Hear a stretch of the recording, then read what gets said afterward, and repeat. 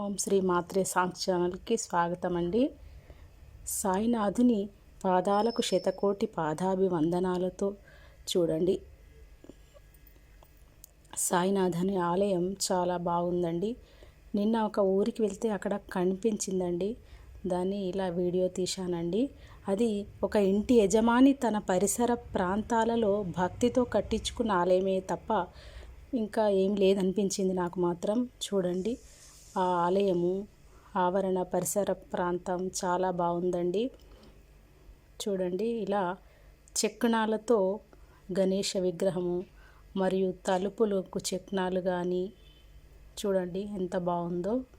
ఇది పెద్ద పెద్ద ఆలయాలకు ఉండే రీతిగా చిన్న ఆలయమైనా కూడా చాలా చాలా బాగా నిర్మించారండి. ఆ యజమానికి పాదాభివందనాలు.